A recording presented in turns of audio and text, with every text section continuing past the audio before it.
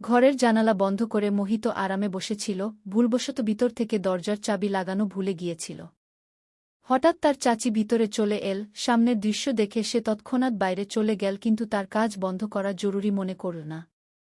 যখন সে বাইরে এল, তার চাচি বলল, কেন মোহিত, ভিতরে কি করছিলে? সে বলল, চাচি, আপনি তো সব জানেন, এখন আমার মুখ থেকে কি শুনতে চান?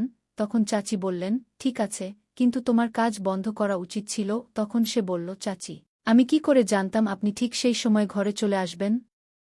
যাই হোক, আমি কিছু ভুল করছিলাম না কি? তখন চাচি বললেন, সেটা কথা নয়, কিন্তু তুমি তো জানো, যখন কেউ সেই কাজ করতে দেখে, তার মনও সেটা করতে চায়। তখন মোহিত বলল, তাহলে চাচি, আপনিও এসে যান। চাচি বললেন, আমার মনও খুব করছে, কিন্তু তুমি তো জানো, তোমার চাচা কয়েকদিন ধরে বাইরে গেছেন, আর আমি একা সব কিভাবে করব?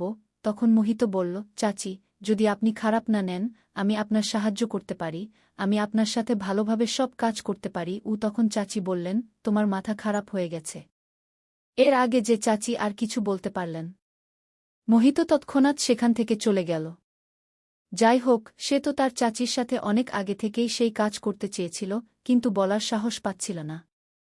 কিন্তু আজ চাচি তাকে দেখে ফেলেছিলেন, তাই আজ কথা বলার সঠিক সময় এসে গিয়েছিল এবং সঠিক পরিবেশও ছিল। তাই সে তার কথা বলে দিল। এ থেকে সে একটি বিষয় বুঝতে পেরেছিল যে, কথা বলারও একটি সঠিক সময় থাকে এবং যখন সঠিক সময় আসে, তখন কথা বলে ফেলা উচিত, কারণ সেই সময় কথা পূর্ণ হওয়ার বেশি সম্ভাবনা থাকে। এক রাতে চাচা এবং চাচি ছাদে কাজ করছিলেন, তখন মোহিত তাদের এই সব করতে দেখছিল। সে কিছুক্ষণ দাঁড়িয়ে দেখল যেন তার সামনেই একটি চলচ্চিত্র চলছে। সে চাচা চাচিকে দেখে খুব উপভোগ করছিল। চাচা তার পুরো শক্তি দিয়ে কাজ করছিলেন। এখনও মোহিতের বিয়ে হয়নি এবং সে 23 বছরের ছিল। তার চাচি খুব সুন্দর এবং আকর্ষণীয় ছিলেন, তিনি সবসময় তার সাথে মজা করতেন। চাচি এবং তার মধ্যে একটি ভালো বন্ধুত্বপূর্ণ সম্পর্ক ছিল। যখন চাচি তার বাড়িতে নতুন বউ হয়ে এসেছিলেন, তখন তার অনেক অহংকার ছিল, এবং অহংকার থাকাও জরুরি ছিল, কারণ তিনি কোনো হিরোইন থেকে কম ছিলেন না। চাচির উচ্চতা যথেষ্ট ছিল, এবং তার চোখ গোল ও রং ফর্সা ছিল, সাইজও খুব ভালো ছিল। যখনই তিনি মোহিতের দিকে তাকাতেন, তার দৃষ্টি তার বুক চিরে দিত, কিন্তু যখনই সে কোনো কথা বলত, তিনি মুখ বানাতে শুরু করতেন। তখন থেকেই সে বুঝে গিয়েছিল যে চাচির ভিতরে সৌন্দর্যের অহংকার ভরা আছে। মোহিতের চাচা একটি কোম্পানিতে কাজ করতেন, যেখানে তিনি কাজ করতেন সেই জায়গা তার বাড়ি থেকে ৭০ কিলোমিটার দূরে ছিল। আমি দূরে থাকতাম, তাই তাদের ফিরে আসতে আসতে মধ্যরাত হয়ে যেত এবং কখনো কখনো তারা ফিরেই আসতেন না, কয়েকদিন ধরে সেখানেই থেকে যেতেন, কারণ প্রতিদিন আসা যাওয়া বেশ কঠিন হয়ে পড়ত। যখন চাচা বাড়ি আসতেন না, তখন চাচি তার রুমে একা থাকতেন। মোহিত চাচিকে বহুবার একা কষ্ট পেতে দেখেছে এবং তাকে দেখে সে অনুভব করত যে চাচা মধ্যরাতে বাড়ি আসেন, কখনো কাজ করেন, কখনো না। চাচির যতটা ভালোবাসার প্রয়োজন, চাচা ততটা ভালোবাসা তাকে দিতে পারছেন না, এই বিষয়টি সে ভালোভাবেই বুঝে গিয়েছিল। একদিন সকালে মোহিত দেখল যে চাচি বেশ বিষণ্ণ দেখাচ্ছেন। তখন সে তাকে জিজ্ঞাসা করল, চাচি, কি হয়েছে? আপনি এত বিষণ্ণ কেন? তখন চাচি বললেন, আমার স্বাস্থ্য ভালো নেই। এরপর মোহিত তার জন্য মেডিকেল থেকে ওষুধ নিয়ে এল। ওষুধ খেয়ে চাচি তার রুমে চলে গেলেন। কিছুক্ষণ পরে মোহিত তার স্বাস্থ্য সম্পর্কে জানতে তার রুমে গেল, তখন তার বেশ জ্বর ছিল। তখন সে বলল, চাচি, আজ চাচা বাড়ি আসবেন কি? তখন তার চাচি বললেন, তিনি অফিসের কাজে কয়েকদিনের জন্য বাইরে গেছেন। তখন মোহিত ভাবল, এখন কি করা যায়? চাচির অবস্থা তো খারাপের দিকে যাচ্ছে। তার মনে পড়ল যে তার এক বন্ধুর বাবা ডাক্তার। সে তাড়াতাড়ি তার বন্ধুকে ফোন করল এবং বলল, ভাই, তোমাকে একটা কাজ করতে হবে। তখন সে বলল, হ্যাঁ ভাই, বলো কি কাজ? তখন সে বলল, তুমি তাড়াতাড়ি তোমার বাবাকে আমার বাড়িতে পাঠিয়ে দাও, আমার চাচির স্বাস্থ্য খুব খারাপ হচ্ছে। তখন সে বলল, ঠিক আছে ভাই, আমি এখনই পাঠাচ্ছি। কিছুক্ষণ পরে ডাক্তার সাহেব এসে গেলেন। ডাক্তার চাচিকে একটি ইনজেকশন দিলেন এবং কিছু ওষুধ লিখে দিলেন। প্রায় 1 ঘণ্টা পরে চাচির কিছুটা আরাম হতে শুরু করল। পরের দিন সকালে যখন মোহিত বাথরুমে যাচ্ছিল, তখন চাচি বললেন, মোহিত, 1 মিনিট আমার কাছে এসো। যখন সে তার কাছে গেল, তখন চাচি বললেন, দয়া করে আমাকে ক্ষমা করে দাও। তখন মোহিত জিজ্ঞাসা করল, কিসের জন্য? তখন তার চাচি বললেন, যখন আমি এই বাড়িতে এসেছি, তারপর একবারও আমি তোমার সাথে সরাসরি কথা বলিনি, কিন্তু তুমি আমার কত খেয়াল রাখো। মোহিত বলল, চাচি, কিছু না, আমি তো আপনাকে আমারই মনে করি। তখন সে ভাবল যে চাচিকে তার মনের কথা বলে দেবে, এটা ঠিক, কিন্তু তারপর ভাবল যে এখন মনের কথা বলা বোকামি হতে পারে, কারণ এখনই তো চাচি তার দিকে আকৃষ্ট হয়েছেন এবং তার সাথে কথা বলতে শুরু করেছেন। যদি এখনই সে সব বলে দেয় তাহলে খুব তাড়াতাড়ি হয়ে যাবে, কখনো তাড়াহুড়ো করে চাচি রাগ করবেন না। তাই প্রথমে চাচির আরও বেশি ভালোবাসা পাওয়া দরকার, তারপর বলা ঠিক হবে। এরপর চাচি এবং মোহিতের মধ্যে খুব ভালো বন্ধুত্ব হয়ে গেল। এখন সে চাচির সব কথা মানত এবং যে কোনো কাজ সে বলত তা তাড়াতাড়ি করে দিত। তাই চাচিও এখন তার দিকে কিছুটা আকৃষ্ট হচ্ছিলেন। একদিন চাচি তাকে বললেন, মোহিত, তোমার চাচা তো কখনো কখনো বাড়ি আসেন, তাই তুমি রাতে আমার রুমে চলে আসবে, আমরা দুজনে কথা বলব বা একসাথে বসে সিনেমা দেখব। একা আমার রুমে মন লাগে না। মোহিত তার মনে ভাবল, মনে হচ্ছে চাচি তাকে ইঙ্গিত দিচ্ছেন। এখন তার কথা সরাসরি বলা আরও সহজ হয়ে গেছে। এখন যে কোনো সময় সুযোগ পেলেই তার কথা বলে দেবে। তারপর সে চাচির রুমে গেল। চাচি বাড়ির কিছু কাজ করছিলেন।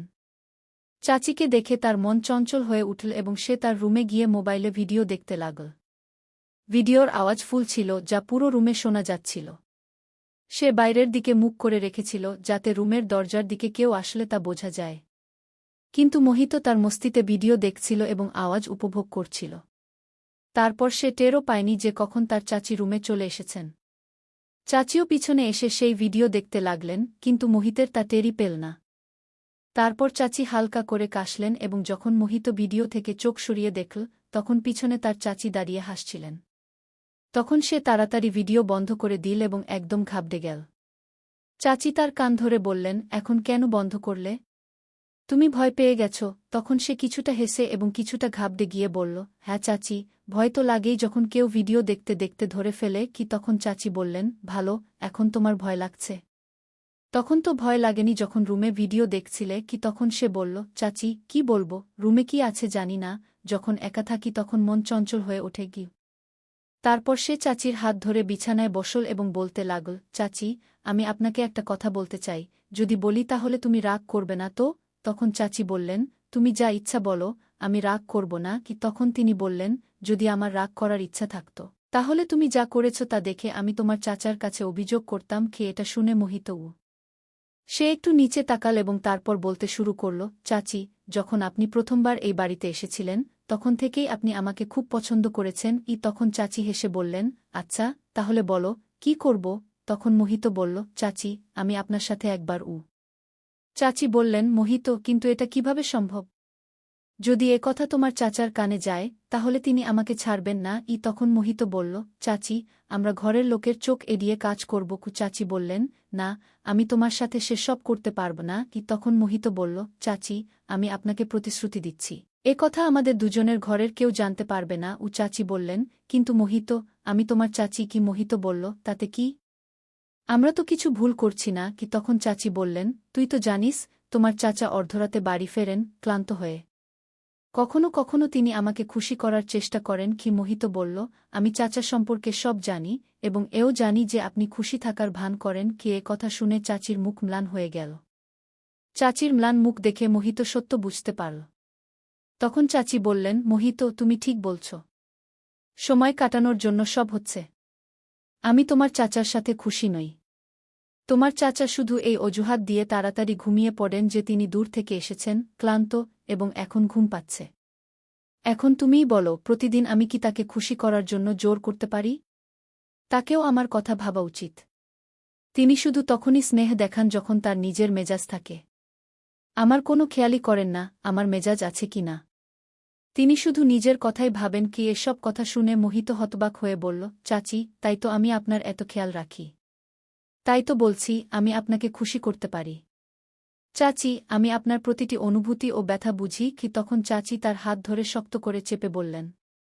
চাচি যখন তার হাত চেপে ধরলেন তখন তিনি বুঝতে পারলেন যে চাচি ভেতরে কতটা কষ্ট পাচ্ছেন। চাচি বললেন, মোহিত, তুমি আমার এত অনুভূতি বুঝো, তুমি কত বড় হয়ে গেছ। কিন্তু আমি কখনো তোমার দিকে মনোযোগ দিইনি। মোহিত বলল, হ্যাঁ চাচি, আমি আপনাকে পুরোপুরি বুঝি। তখন চাচি বললেন, চল, আমি ভেবে দেখি এবং নিজের ঘরে চলে গেলেন। চাচি যেভাবে ঘরে গেলেন তা মোহিতের পছন্দ হল না। তার মেজাজ খারাপ হয়ে গেল এবং সে ভাবতে লাগল যে এখনই কিছু হবে না। পরের দিন সকালে সে বাথরুম থেকে বেরিয়ে এসে দেখল চাচিও সেখানে এসেছেন। চাচি বললেন, আজ খুব স্মার্ট লাগছিস কি? মোহিত কিছু না বলে নিজের ঘরে চলে গেল, কারণ সে চাচির উপর রাগ করেছিল। কিছুক্ষণ পরে চাচি মোহিতের ঘরে এসে বললেন, কি হয়েছে?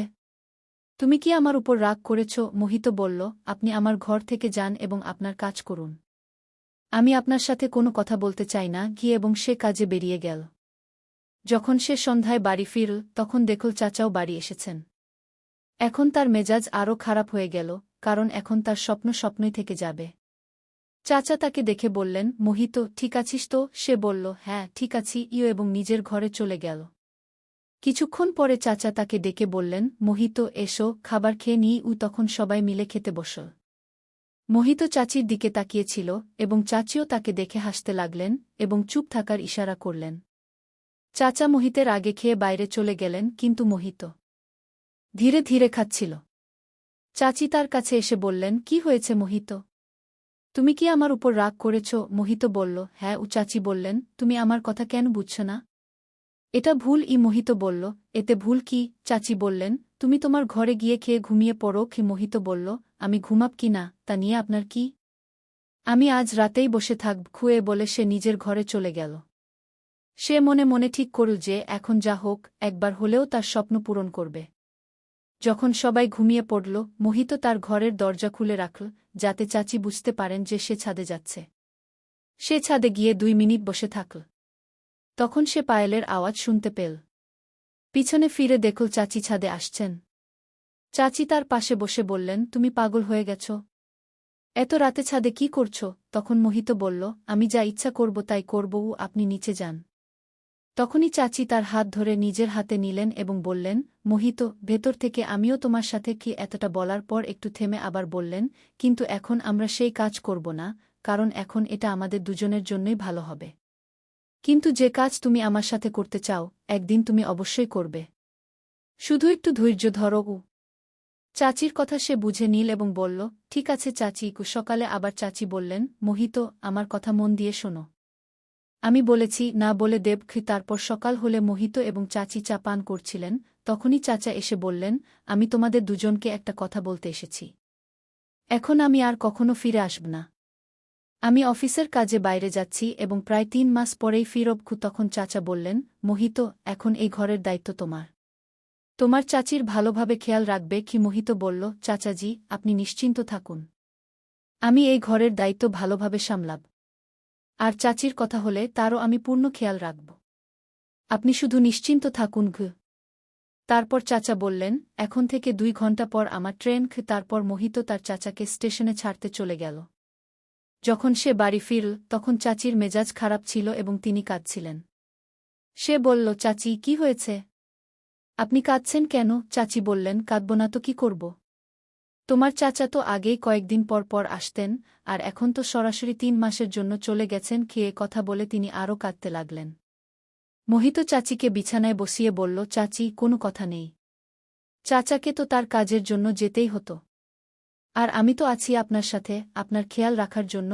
কথা বলতেই চাচি মোহিতকে জড়িয়ে ধরে ফেললেন। এরপর আর কোনো কথা না বলে চাচি তার সাথে শুরু করে দিলেন এবং কথা এগোতে লাগল। কারণ চাচি এখন খুবই দুঃখিত ছিলেন এবং পুরোপুরি প্রস্তুত হয়ে গিয়েছিলেন। তিনি কিছু না দেখে সমস্ত ভালোবাসা তাকে দিয়ে দিলেন। মোহিত পিছিয়ে থাকল না।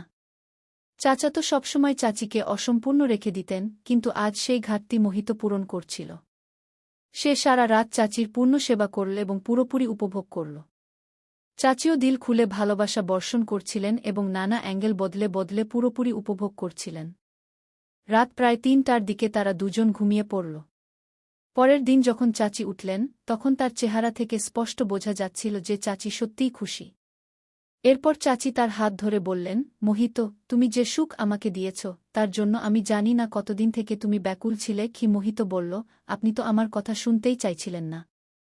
আর আজ দেখুন, আপনার চেহারার খুশি বলছে আপনি ভেতর থেকে কতটা খুশি।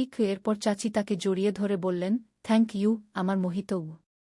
সেদিনের পর থেকে মোহিত তার চাচির রুমে তার সাথে ঘুমানো শুরু করল। এখন তারা দুজন প্রতিদিন খুশিতে থাকতে লাগলেন। এই গল্পটি আমাদের একজন দর্শক পাঠিয়েছেন, যার জীবনে এই ঘটনা ঘটেছে। তিনি বলেছিলেন যে তার গল্প সব দর্শকদের শোনানো হোক এবং তার নাম গোপন রাখা হোক। তাই আমরা এই গল্পটি আপনাদের সামনে উপস্থাপন করেছি। যদি আপনার কাছেও এমন কোনো গল্প থাকে এবং আপনি তা লোকেদের সাথে শেয়ার করতে চান, তাহলে আপনি আমাদের পাঠাতে পারেন। আমরা আপনার গল্পটি আমাদের চ্যানেলের মাধ্যমে আমাদের দর্শকদের শোনাতে পারি। যদি গল্পটি আপনার ভালো লেগে থাকে তাহলে আপনার বন্ধু এবং আত্মীয়দেরও পাঠিয়ে দিন। যাওয়ার আগে ভিডিওটি লাইক করুন। এই গল্প বলার উদ্দেশ্য কারো হৃদয়ে আঘাত করা নয়, কারো অনুভূতিতে আঘাত করা নয়, কোন ধরনের অনৈতিকতাকে উৎসাহিত করা নয়। এই গল্পের উদ্দেশ্য সমাজে ঘটে যাওয়া এই ধরনের বিষয়ে সচেতনতা আনা। আমরা এই গল্পের মাধ্যমে আমাদের দর্শকদের এই শিক্ষামূলক বার্তা দিতে চাই যে, এই ধরনের বিষয়ে সতর্ক থাকুন, নিরাপদ থাকুন এবং সচেতন থাকুন। আমরা আপনাকে আবার এমনই কোনো গল্পে দেখা করব। ভিডিওটি ভালো লাগলে লাইক করুন, শেয়ার করুন, সাবস্ক্রাইব করুন। ধন্যবাদ।